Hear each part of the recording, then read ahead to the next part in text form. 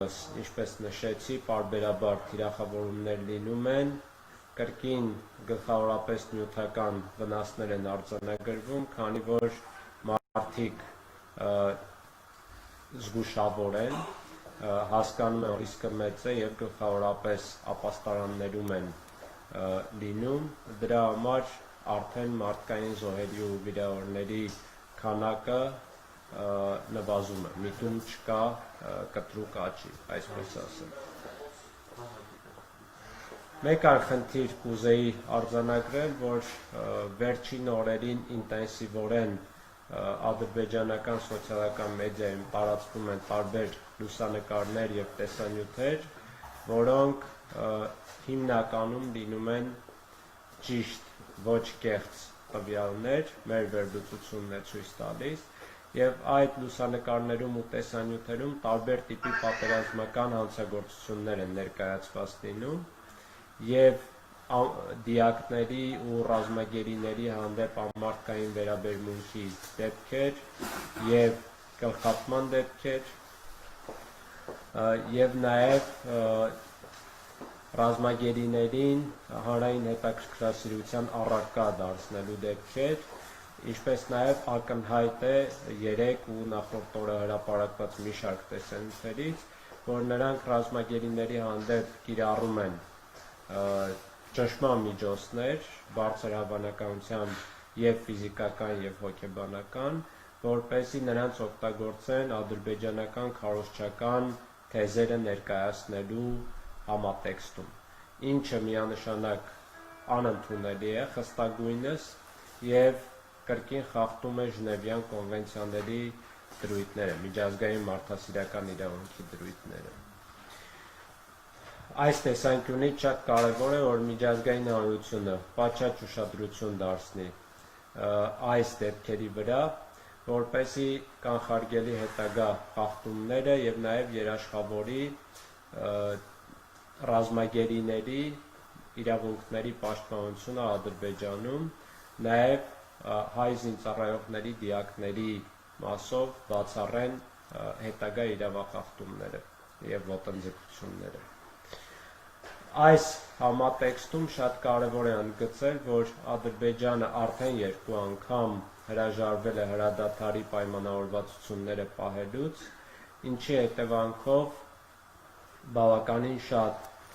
հայ և ադրբեջանցի զինծառայողների դիակներ հնարավոր չի լինում մարտի դաշտից տեղափոխել և նաև փոխանակել ու հասցնել իրենց ընտանիքներին, ինչը անմարդկային վերաբերմունք է այդ դիակների հանդեպ։ Եվ այստեղ էլ մենք հետևություններ ունենք անելու և նաև միջազգային հանրությունը, քանի որ տպավորություն կա, որ Ադրբեջանը միտումնավոր չի համաձայնվում մարդասիրական հրադադարի պահպանմանը, որովհետև ունի բազմաթիվ զոհեր և չի ցանկանում այդ զոհերը հասնեն իրենց ընտանիքներին, որը կարող է մեծ ռեզոնանս առաջացնել ադրբեջանական հասարակության մեջ։ Մեկ այլ միտում կուզեի նշել, որ ինչպես նախկինում, այժմ ավելի հստակորեն ադրբեջանական զինված ուժերը փորձում են թիրախավորել կենսական նշանակության ճանապարհները և այլ ենթակառուցվածքներ, որպեսզի խորացնեն հումանիտար աղետը Արցախի բնակչության շրջանում, մասնավորապես երեկ էլ տեղյակ եք, որ հրետանային միջոցներով թիրախավորել են նաև Բերձորը, Բերձոր քաղաքը, և սա ցույց է տալիս իրենց միտումը, որ փորձում են այս ճանապարհը Արցախի և Հայաստանի Հանրապետությունները իրար կապող ինչ-որ ձևով կրակի տակ պահել, որպեսզի հնարավորինս խաթարեն հաղորդակցությունը երկու հանրապետությունների միջև, որը հասկանալի է, որ հումանիտար մեծ նշանակություն ունի։ Եվ մեկ այլ հանգամանք, որ ադրբեջանական իշխանությունները, քարոզչամեքենան վերջին օրերին սկսել են ակտիվորեն քարոզչական թեզեր պտտել հայերի հանդեպ դրական վերաբերմունքի մասով, համատեղ ապրելու հնարավորությունների մասով, Արցախը Ադրբեջանի կազմում տեսնելու հնարավորության մասով եւ այլն, որոնք ուղղակի քմծիծաղ են առաջացնում, քանի որ նախ Արցախի ապագան որոշում է բացառապես Արցախի բնակչությունը եւ ողջ հայ ժողովրդի աջակցությամբ, այսպես ասեմ, քանի որ մենք ենք Արցախի հանրապետության տերը, մենք ենք մեր ճակատագրի որոշողը, մենք ենք մեր հայրենիքի ճակատագրի որոշողը։ Հետևաբար որևէ խոսք չի կարող լինել Ադրբեջանի կազմում ապրելու հնարավորության մասին, դա պարզապես բացառվում է, առաջին հերթին, քանի որ մենք ունենք բացառիկ իրավունքներ մեր հայրենիքում ապրելու, եւ երկրորդ հերթին, քանի որ տասնամյակներ շարունակ պարզապես ադրբեջանական իշխանությունները այնպիսի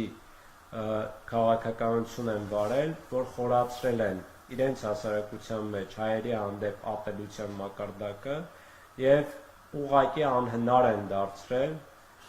երկու ժողովուրդների համատեղ գոյակցությունը որևէ տեսանելի ապագայում, համատեղ գոյակցություն նկատի ունեմ նույնիսկ ուղղակի փոխշփումները, կապ չունի կարգավիճակի հետ սա։ Եվ դրա վառ ապացույցը նաև այս պատերազմի ընթացքում դրսևորված ատելության մեծ ալիքն է հայության հանդեպ, ներառյալ պատերազմական գործողությունների ժամանակ, բայց նաև սոցիալական մեդիայում, երբ իրենք հրապարակում են որևէ տեսանյութ կամ լուսանկար մեր ռազմագերիների կամ դիակների հանդեպ բացասական անմարդկային վերաբերմունքի, տեսնում ենք, թե ինչպիսի խրախճանք է ճակերտավոր ասած տիրում ադրբեջանական հասարակության մեջ։ Այնպես որ օր առաջ պետք է այս ատելության քարոզը դադարեցնել, եթե իրենք մտածում են հարևանություն անելու մասին։ Եվ սա նույնը սրա մասին պետք է մտածի նաև միջազգային հանրությունը, քանի որ միջազգային հանրությունը պատասխանատվություն է կրում այս ամենի համար։ Պատասխանատվություն է կրում, քանի որ ակնհայտ էր տարիներ, տասնամյակներ շարունակ, որ այս ատելության քարոզը մեկ օր կարող է պայթել եւ շատ լուրջ հումանիտար աղետի հանգեցնել ողջ տարածաշրջանում։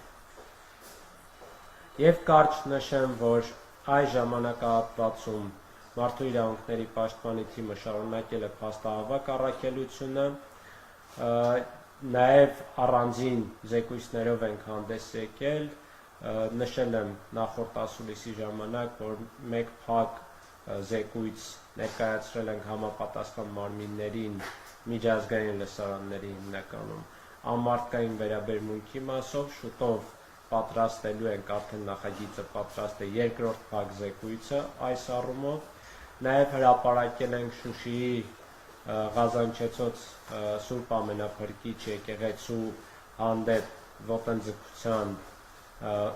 վերաբերյալ առանձին բաց հրապարակային զեկույց, որը արդեն տարածել ենք համապատասխան իրավապաշտպան կառույցների շրջանում, այստեղ էլ